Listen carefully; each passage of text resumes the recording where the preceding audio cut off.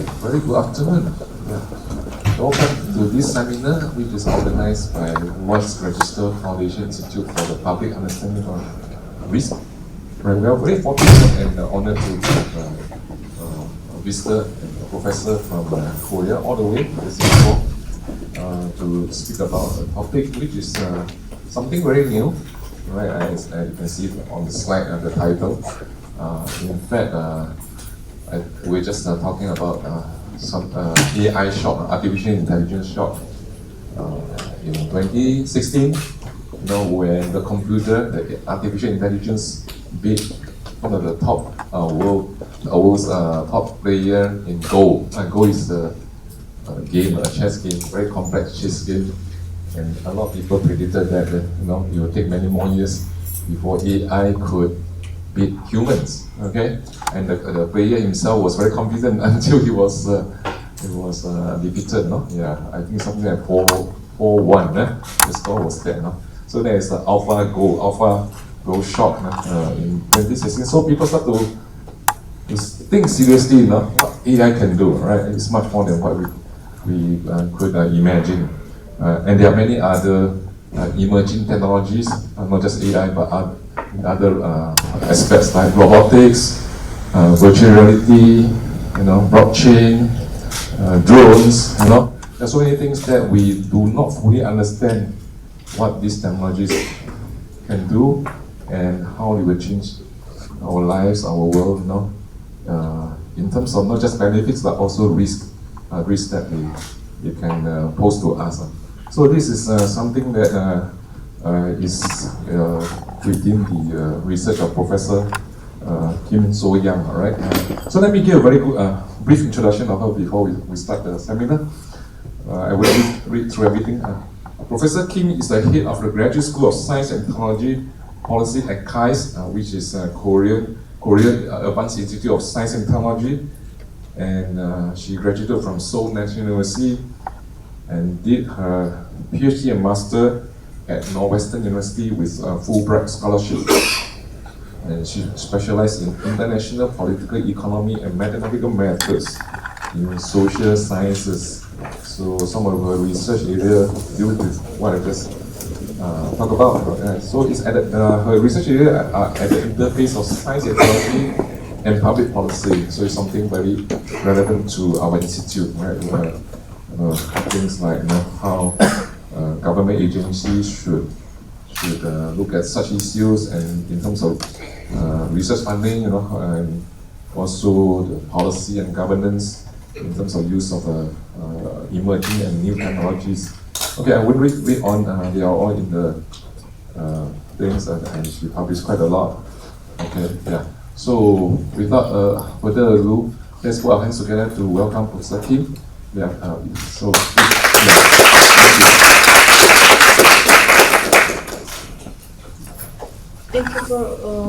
Thank you very much for the introduction, and I'm very honored and also happy to be here again in US. And this is a great privilege to give some presentation about what we have done so far at KAIST in terms of bridging the gaps between technology and public knowledge and perceptions.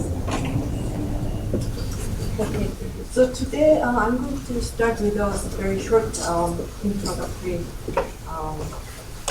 talk about my own experience of going through this AlphaGo shock, and then I'm going to introduce how what's called the fourth industrial revolution is viewed in South Korea, and also high technologies, as you know, nuclear technology and space technologies, but in the context of fourth industrial revolution, I am observing the characteristics of high-risk technologies are a little bit changing.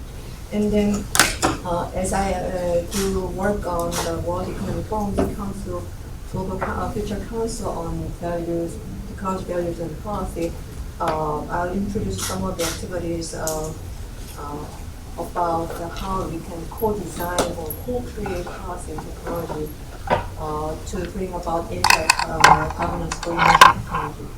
And also, finally, I am going to talk with a very short reflection of some interesting examples. So let me just go over this video clip very quickly, although I don't know whether you have seen this. So after Google DeepMind this interesting event, they also created this search domain. Go is the world's oldest continuously played board game. It is one of the simplest and also most abstract. Beating a professional player at Go is a long-standing challenge of artificial intelligence. Everything we've ever tried in AI just falls over when you try the game of Go. The number of possible configurations of the board is more than the number of atoms in the universe. AlphaGo found a way to learn how to play Go. So far, AlphaGo has beaten every challenge we've given it, but we won't know its true strength until we play somebody who is at the top of the world, like Lee Sedol. A match like no other is about to get underway in South Korea. Lee Sedol is to Go what Roger Federer is to tennis. Just the very thought of a machine playing a human is inherently intriguing. The place is a madhouse. Welcome to the DeepMind Challenge. The whole world is watching. Can Lee Sedol find AlphaGo's weakness? Whoa. Is there, in fact, a weakness? The game kind of turned on its axis. Look at his face. That is not a confident face. It's developing into a very, very dangerous fight. Ooh, hold the phone. Lee has left the room. In the end, it is about pride. I think there's something went wrong. Yeah, it's made in tech. It's got to be a miracle. These ideas that are driving AlphaGo are going to drive our future. This is it, folks. This is such a short video clip that only showed a very partial picture of what Koreans actually experienced at the time. So the match was run between March 9 and March 17, just 7 days. And I was actually in the middle of this fanfare of AI shock, just because at the time I wrote a column for a very famous national media, and this is me. But then the first day after the weekend during the match, it was an interesting observation that how the media has changed, had to change it. Because initially it was, the first column was written by a very famous AI scientist, actually from KAIST. And the column was basically about what AI is, and there's so much potential with AI. But then I was also very much interested as a scholar. But my column only raised the issue of a very traditional concerns like technological unemployment, and also what's a human when robots can do what we do. But then later on, after the shock, in fact, there studied some interesting voices concerned about all the problems that could be generated by AI, especially, for instance, ethics and safety issues. Actually, this was written by a businessman. So South Korea actually became the center of all this attention to AI. So after this event, I organized a couple of events on AI and robotics risk. So one, for example, global expert workshops on the risks of emerging technologies, and also KAIST collaborated with the World Economic Forum to put together experts and think about the future of jobs and also inclusive growth in Korea. And also the government, as I said over the lunch with other people here, provided a lot of support in terms of money and also training. So I could witness just a dramatic surge of R&D funding on AI just over 3 years. And so many AI projects are now going on. So the question is why suddenly all this fanfare about AI. And interestingly, the fourth industrial revolution is a term initially introduced in Davos Forum 2016. But then South Korea, as you see here, this in fact has been following up on this much more strongly, with much more strong interest than other worldwide interests. For example, since March 1st of that AlphaGo shock, And then the red line shows this search, Google Trend search on AI and other technologies. So you see, somehow South Korea has been really interested, maybe more than on average, on the world scale, in these emerging technologies. And another interesting, thing is here, 2017. 2017. Oh, hello. In fact, one of the participants actually was here, right? I cannot show, but yeah. So South Korea also became a very interesting country just because of 2017, when this Bitcoin was a big issue. The Bitcoin frenzy is what happened in South Korea. So Bloomberg described Korea as a sort of ground zero for the global crypto mania, and we had the term like kimchi premium. So you could buy something here and then take arbitrage somewhere else. So the question at the time was whether this obsession with cryptocurrency was just a short-term phenomenon like speculation, or it's really something that we have to be concerned about, new technology needing better governance. So as you can see, at least these two incidences, AlphaGo shock and also Bitcoin frenzy, led the South Koreans really obsessed with what emerging technologies would be coming in the so-called Fourth Industrial Revolution. But then, from my own perspectives over the last, and also observations over the last 3 years, in fact, I have seen a lot of studies and also a lot of talks addressing high-risk technologies, and we have all known these sort of studies. For instance, Challenger explosion and also nuclear accidents. So we tend to think of high-risk technologies as really dramatically problematic big events, but it seems high-risk technologies are not necessarily really high-tech.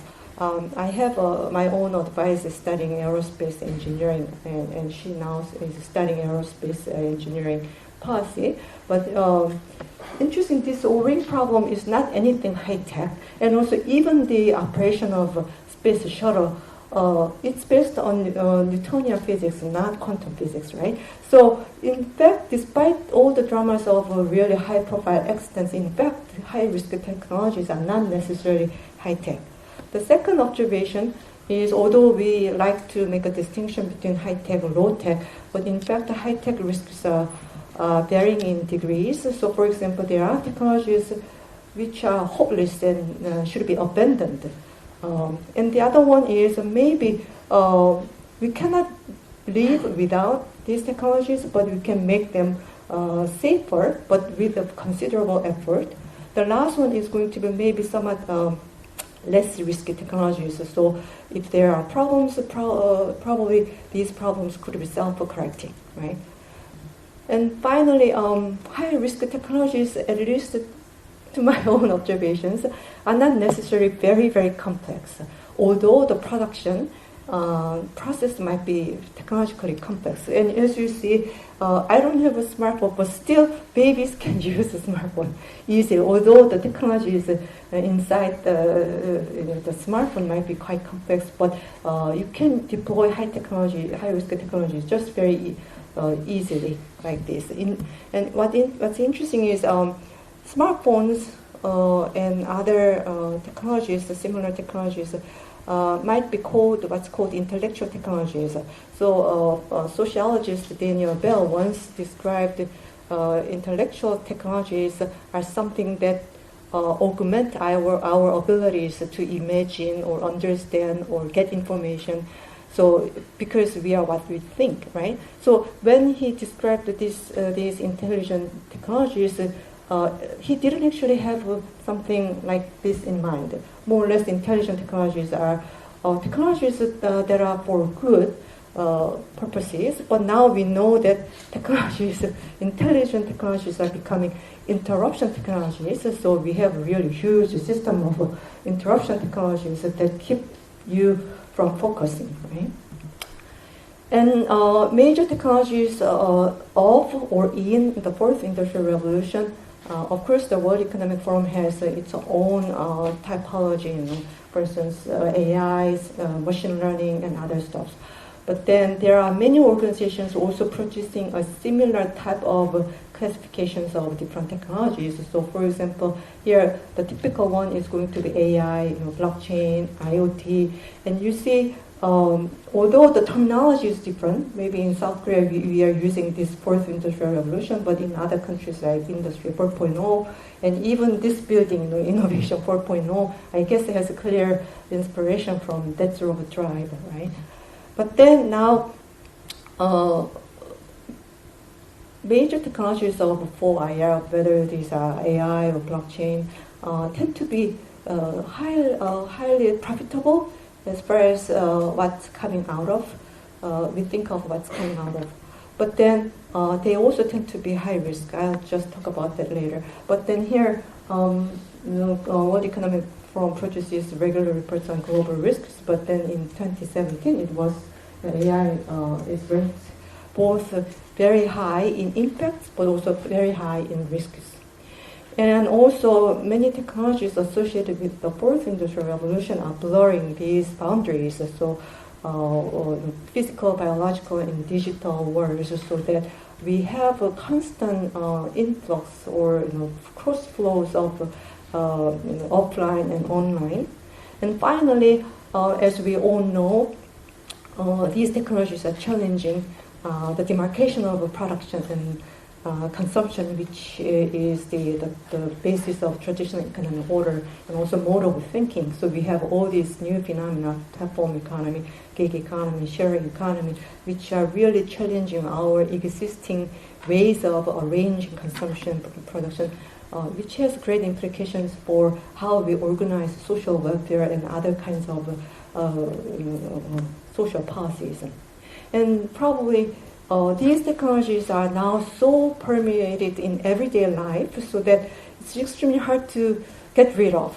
So, and I did a little bit of research again on Google Trends, and I found the Internet of Things. Initially, it was used in full names because it's quite a fancy technology. But now everybody uses IoT. So you can see this red line actually is much higher than in frequency than in the blue line. So it means that we are getting very, very familiar with these new emerging technologies. So we don't use full names anymore. Like even artificial intelligence, we are just saying AI, right? So what's interesting is, according to kind of meta-analysis of what makes an emerging technology, there are 5 characteristics, but over time, 2 characteristics are going down and the other one are getting prevalent over time. But interestingly, for emerging technologies for the Industrial Revolution, they tend to be both novel and also highly impactful. But typically, for an emerging technology, initially they are very, very novel with low impact because there are only a few early adopters. But then later on, you have novelty gets reduced, but then impact is getting greater. But I find these days the emerging technologies we are experiencing tend to be both novel at the same time also being very impactful. So also in the left figure in the 1990s, 80s, usually only academic articles used to mention emerging technologies, but now it's actually mass media, more popular media and publications mentioning emerging technologies than actual academic publications. So I'd like to talk a little bit about how we can, so after characterizing these high risk technologies, I'd like to think of how we can think of these principles of co-designing, co-creating technology and policy, and also with a little bit of reflection on agile governance. So this one was pioneered by the World Economic Forum. I guess it's a Future Council on Technology, Policy and Values, but generally it's just very much shared by the World Economic Community of experts. So the essential idea is this, from simple box ticking to reflective action. So I guess some of you here are much involved in government committees or other private sector, say board of trustees and other organizations, and usually what you do is you just have this report or whatever other kinds of stuff, and you start checking what's appropriate, what's acceptable, what should be changed. So that sort of box ticking is very prevalent and we are very used to. But then co-designing these two stuffs are basically you are not just checking off or checking out some things that could be problematic, but rather you are thinking more in terms of systems, so that you take the whole picture of what should be addressed, what is not being addressed. So you are making more effective actions. So we think systems rather than technologies as standalone entities. And also the second principle is going to be value is not a bug that you have to fix after fully developing or deploying technologies, but rather value must be integrated at the beginning or upstream of technological development.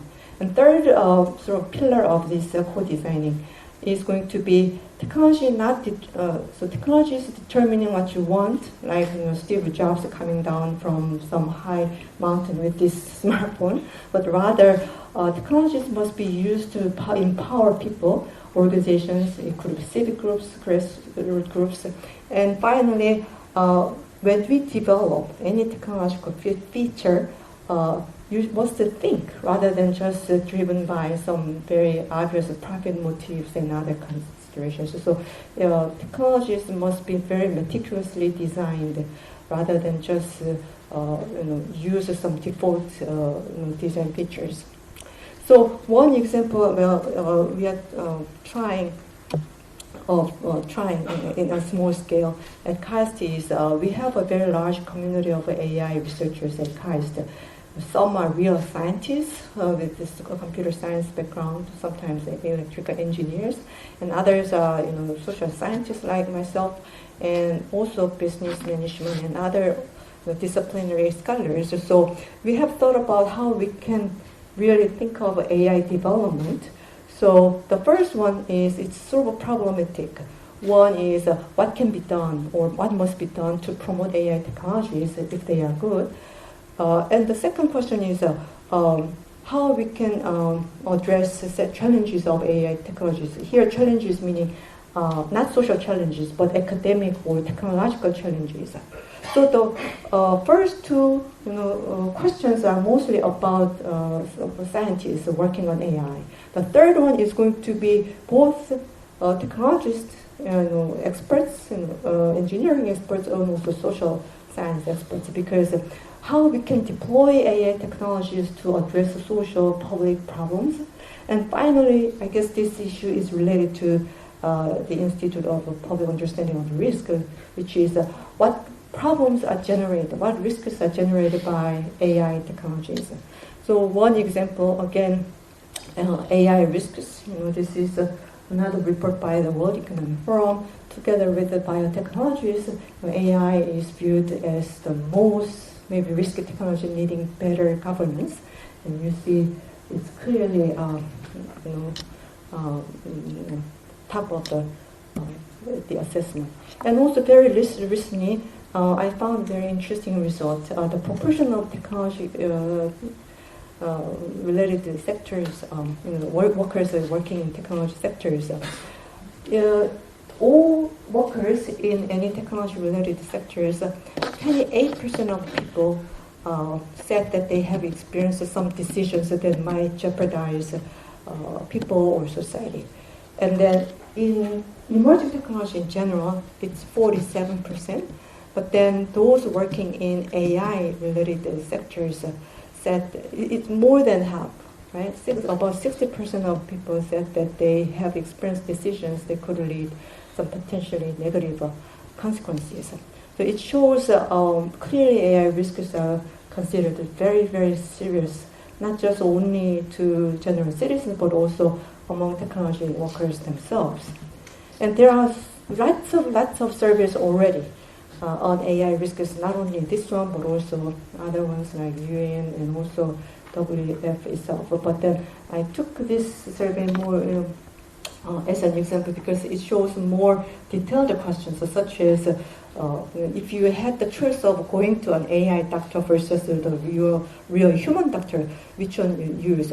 I wonder whether you are surprised with this result, but I actually got surprised because if you think of medical diagnosis, there are a lot of concerns about false negatives, false positives. What about cancer diagnosis?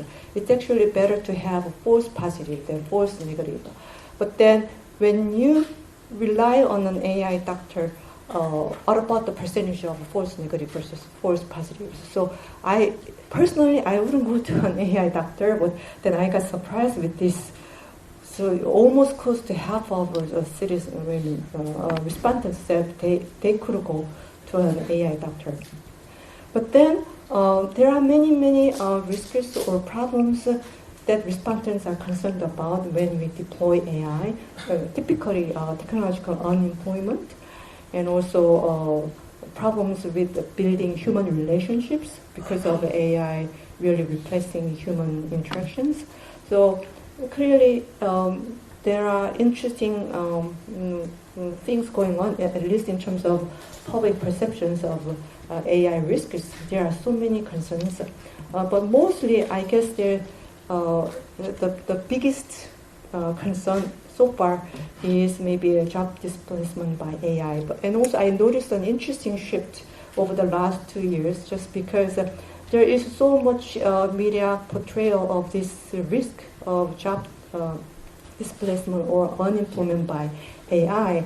I noticed an interesting shift in the language of describing the problem of technological unemployment, because the famous Future of Jobs report, 2016, you remember, say, 7 million. Do you remember? It's 7 million jobs disappearing and 5 million. I cannot remember, but essentially, overall, there's a plus. It's not really the jobs are disappearing, but different kinds of jobs. But when the World Economic Forum first produced this job report, the language was basically change in skills. So later, what kind of skills you have to nurture in order not to be replaced. So that's, say, creative thinking, innovative thinking, or critical thinking. But then after all these concerns raised across the media, then just last year they produced another report, but they didn't use that word skill anymore. Rather, they are saying, so it's just more positive description, like, how much we can save human labor just by using robots. So it seems that there is some detection of concerns, public concerns. And there is another report, the famous report again by Oxford groups. So that's the future of work. And also I noticed the same kind of change in the language describing the problem, because initially this is the probability of computerization. So it really dramatizes the probability of being replaced by automation, computerization. But then just in 2 years after all these scary reports, then they changed the word again. So it's rather how much demand was to be generated for futuristic jobs, futuristic sectors. So you see, it is really public organizations, international organizations, or academic institutions are responding to public concerns with AI risks for job displacement. But in fact, it has been more than half a century that scholars or futurists have been generating these sort of projections, like future of work, end of work. So it's almost every 10 years. So it's not anything new. So what's so different in AI-driven unemployment, which is the question, is interesting in itself. And I guess another reason why we are so concerned, here we are meaning maybe general citizens or also some experts, is because much of computing technology is already uses heavily human-like words. Like, for instance, computers can read, computers can write, catch a virus. So it has so much analogy with the human functioning, right? So this sort of anthropomorphism, very prevalent in AI robotics. I guess it's leading to greater concerns because it seems that when we have robotic cleaner, it's just assistance for humans. But when we have these anthropomorphic robots, we tend to get scared because we feel like, oh, we may be replaced. So that's a very interesting feature of AI and portrayal of AI. And also sometimes even we have this, you might know the book, but this The Most Human is actually part of the Turing test Loebner Prize. So they select the most human computer out of the competition, the famous Turing test. But also there's a second prize, which is to choose the most human who prove himself or herself to be human on this anonymous programming writing. So another one, for example, so much analogy or comparison between human and computers that even we have Picasso saying computers are useless because they can give only answers, whereas this famous psychologist is saying no, it's it's actually a question of whether humans can think instead of whether machines think. So there are many interesting features of AI technologies that provide us some serious stuff to think about how we can think of addressing some potential risks by AI. So last year, around Davos Forum, there was a report coming out of the World Economic Forum talking about what's called Agile Governance. Agility has been a term used in business and computer programming and many other fields, but then in public policy and governance, I guess we haven't been using this term much, but typically we are used to predicting, right? Well, whether that's precise or not, but predicting what's going to come, and also when something happens, we are also used to responding ex post. So Agile governance essentially is about moving these extremes, either ex ante prediction or ex post response, but rather a real-time reciprocal learning between technological groups and also policymakers or practitioners. So I guess there are two principles or pillars of thinking here. One is there is obviously the complexity of all this ecosystem of technological development in emerging technologies, so that there must be constant learning, mutual learning, and interactions as well as iteration of these processes to determine what would be the real parameters of policy making. The second one is going to be design thinking, essentially developing socially useful, meaningful ideas through not simply writing down reports, but really trying to prototype some potential small solutions so that we can pilot low-cost and low-risk policy options before we scale up those options to much wider, bigger jurisdictions. So I'd like to just introduce some of studies we are doing at Epilogue, which is the Fourth Industrial Revolution Intelligence Center at KAIST. So recently I've been working on this project just assessing agility of AI governance of major countries. Although, so this is, we are not developing the indicator or indexes yet because it would take a lot of time to derive some consensus among experts what expert agility would mean in AI governance. But now we are beginning just to look at the cases, major countries. So there are some interesting countries leading in the leading group, so developing AI governance frameworks, including coherent strategies and funding, and also ethical, responsible AI principles, innovative regulations. So my group picked Singapore as the best practice country, although I'm not sure you would agree, but I'll go back after, if you give some comments, I'll go back and discuss maybe we did wrong, but anyway, these are some of the interesting effort going on at my own center. lastly, I'd like to go back to high-risk technologies. So emerging technologies in the fourth industrial revolution, as I said, have these very, very, how do I say, but not features, not really high-tech, not really complex, at least in terms of use, in fact, very, very pervasive in everyday life. But what about high-risk technologies? And this is my own work through academic article I'm writing, which is about nuclear phase-out. So nuclear technology, as you know, is just the essence of high-risk technologies. As you see, there have been many scholarly books written over nuclear risks.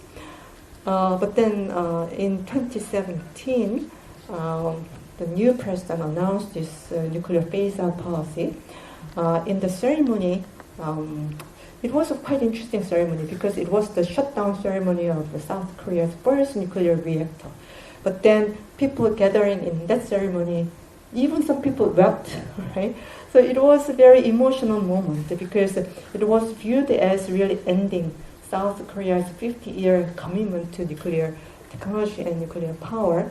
And nuclear power was so symbolic of South Korea's achievement, technological achievement, because South Korea, most scientific communities, in fact, I guess, studied from nuclear engineering. So it was so symbolic and so emotional, at least to scientific experts.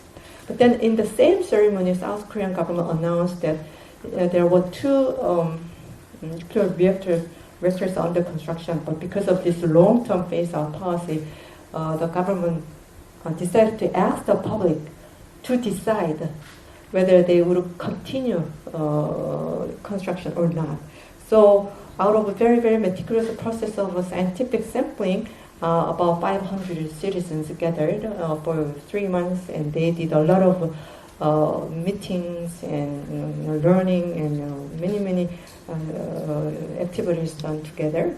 And the result was quite interesting because initially when we had this survey, the original survey, where this representative sample of 500 citizens were derived, as you can see, the results are quite interesting because there were two things we asked. One, whether nuclear reactor construction would be resumed or not. The second one, whether people would like this long-term nuclear phase-out policy. But interestingly, the result was quite divided. On the first question, whether the nuclear power reactor resumption and the construction would be resumed, over time, people changed their mind so that there were more people favoring the resumption. So it was viewed as a victory for pro-nuclear community. At the same time, the longer-term nuclear phase-out, the vote was more in favor of nuclear phase-out. So it was the victory for anti-nuclear environmentalists. So the question, which side won, right? Because the results were so divided. And the reason why I'm bringing this up is because AI risks probably, I don't know whether we will view AI risks to be, well, I don't think we would view AI as totally 100% beneficial or 100% harmful technologies. It's maybe half and half, or but the balance might be maybe 80 to 20%. Either way, the public would be very, very ambivalent in some sense, just exactly because of similar process here. So over time, the more public get to know about AI, some people might say, oh, they would be more supportive, or they would be more negative. But my guess is the more they learn, probably the more they probably are divided internally, because AI technologies are essentially both, right? Good and bad. And the question is how we will be really guiding, going through, this small, narrow water of balancing the two sides. So that's actually the epilogue I'd like to finish this talk with. Thank you very much.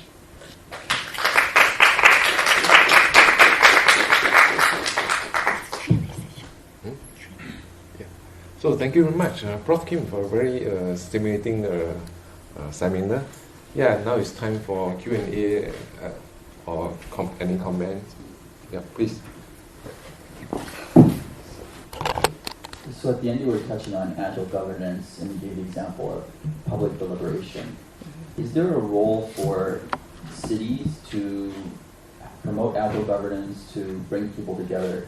What is the role of a city, especially when there's a national authority above the city? So not like in Singapore, where Singapore is the nation, but when there's China versus Beijing and Shenzhen, what can something like a Beijing or Shenzhen or Seoul do to govern digital technologies? So we have to run around with the mic. Yeah, that's not working. Okay. It's a very, very interesting and relevant question, at least to South Korea, not maybe to Singapore. It's just one big country. In South Korea, we have a very strong central government, but provinces of their own municipal governments.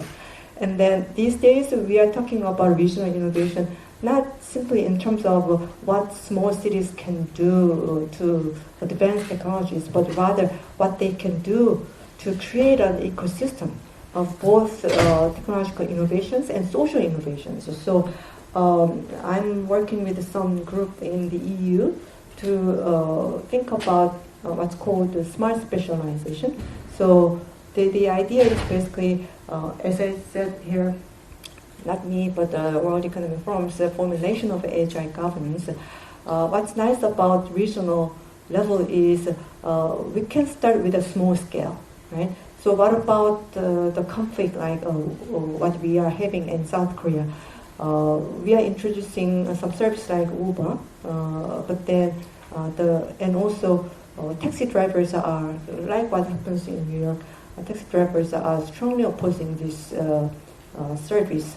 And then the central government is really in the middle of the two positions. So every day there is some taxi driver killing himself, and then another day suddenly the government steps back, and then another day government goes forward.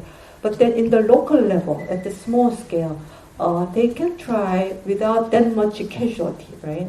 Somebody killing, but rather in a small scale, they might try different options, different policy options, and see what kind of costs or pros and cons in real terms could come out, so that they can actually decide before really expanding that option to the national level. So that's what's nice about experimenting at the regional level. But then countries like South Korea are so dominated with this central government, so that although I'm talking about this just in a more idealistic fashion, I guess many regional cities and municipalities have had the problems with actually scaling up to the national level, because something that worked in this city might not be working for another city. So that's actually a challenge to this regional innovation system. Any other questions?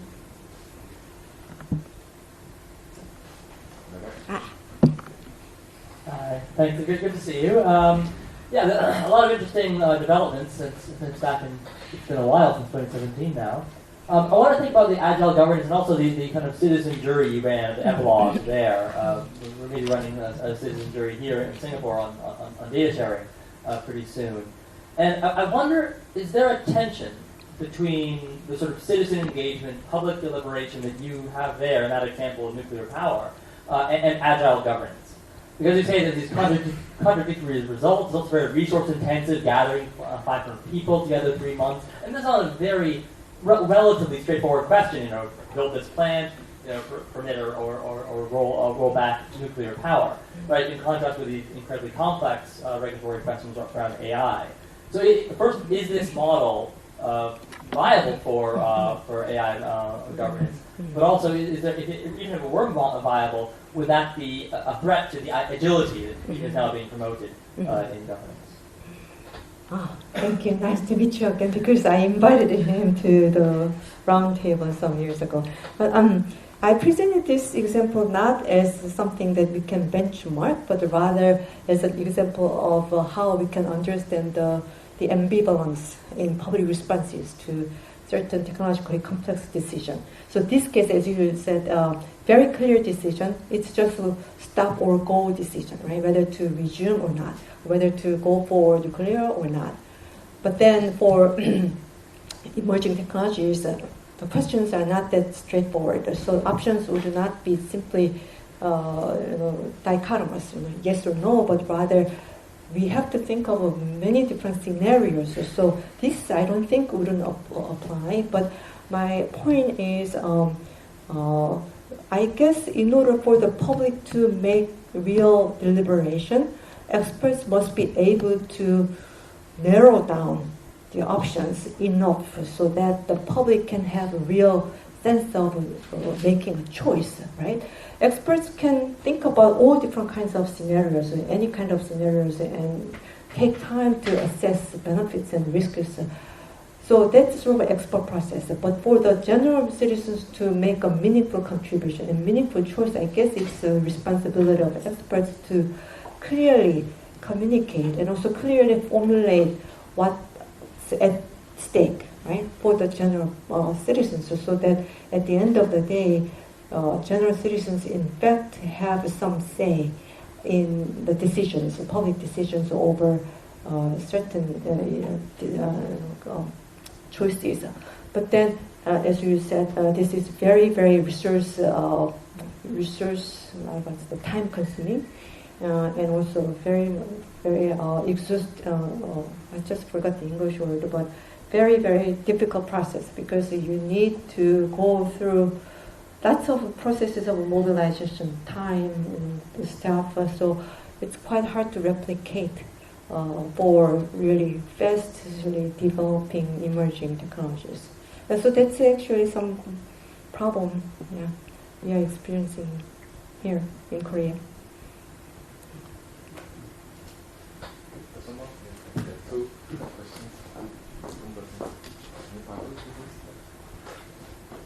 Thank you very much. My question has to do with governance at the supranational level. One of the things that appeared in one of your slides was geoengineering, a thing that has been really freaking me out for about a decade, and now I see it as near inevitably going to happen in our lifetime. The deliberate manipulation of the global climate is something that can be done now, essentially, by any mildly wealthy actor, whether it's a state or a private sector, Bill Gates. And in order to govern that, if the government of Singapore bans it, it won't have an impact on whether or not it happens. So I was wondering to what extent the ideas that you shared, especially on the agility, which said X post is too late and we need real time, but there are forces that are very deliberately preventing governance from even being discussed at the meaningful level, like the UN.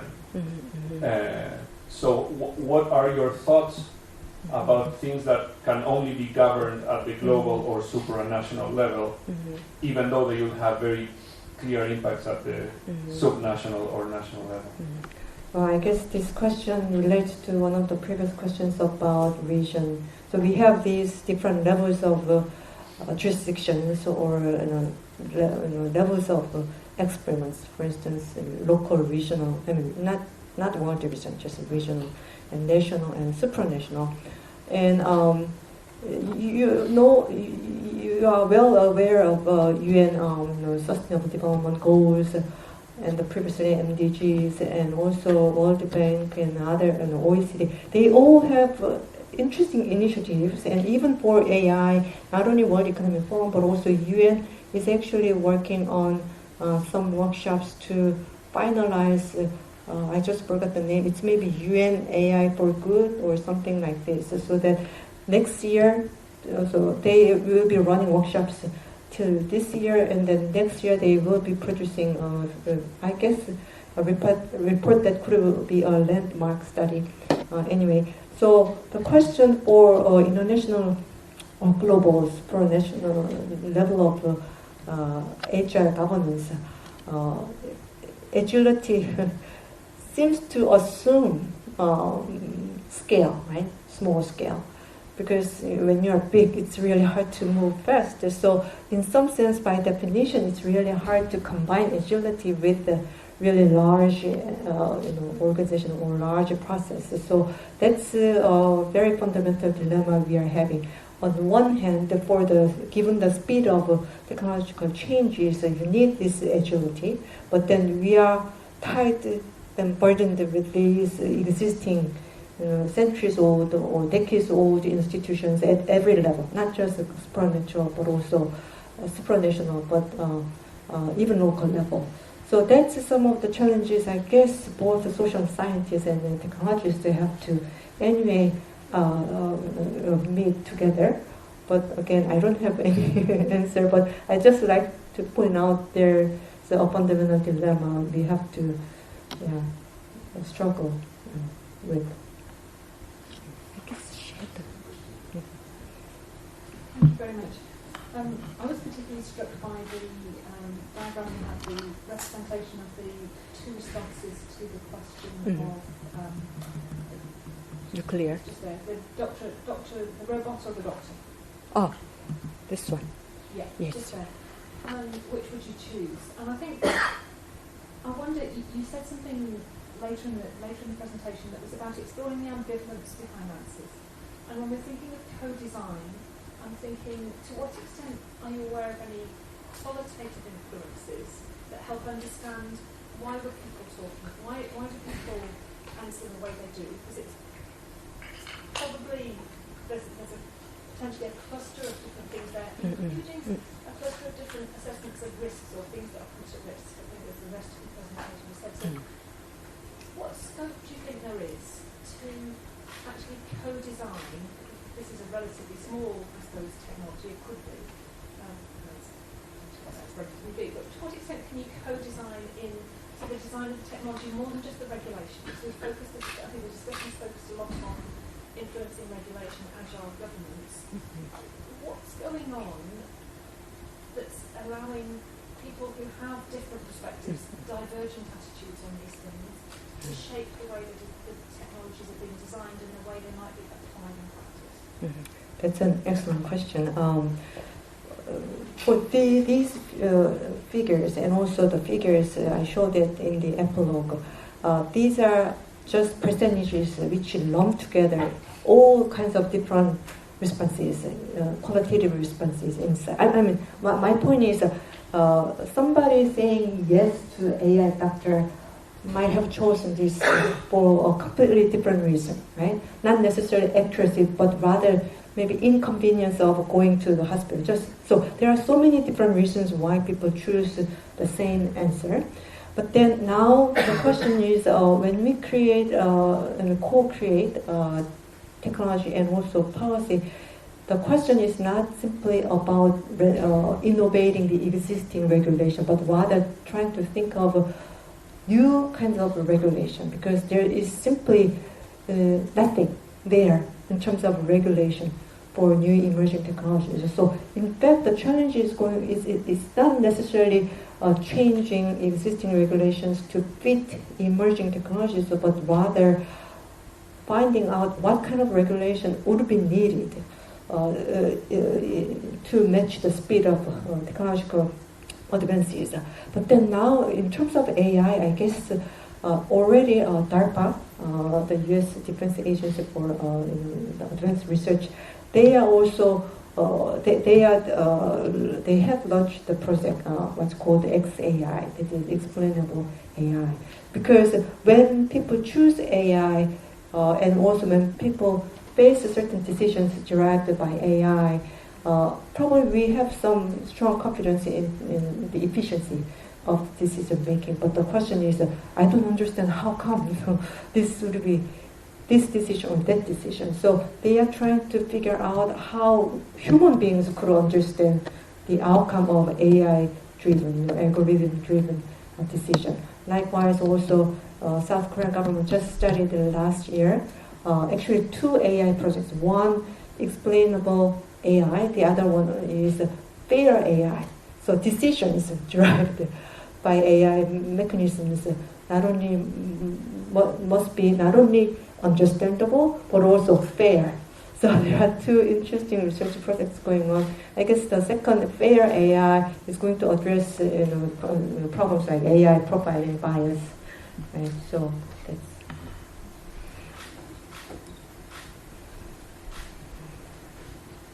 Is there any more questions? Comment? Okay. No, yeah. We would like to thank Prof Kim again. Yeah. Okay. Thank you. Refreshment just right behind, just right outside. Yeah, so you can still talk to Prof Kim. Yeah. So for those who are interested to work with our institute, please contact us. Okay. Thank you.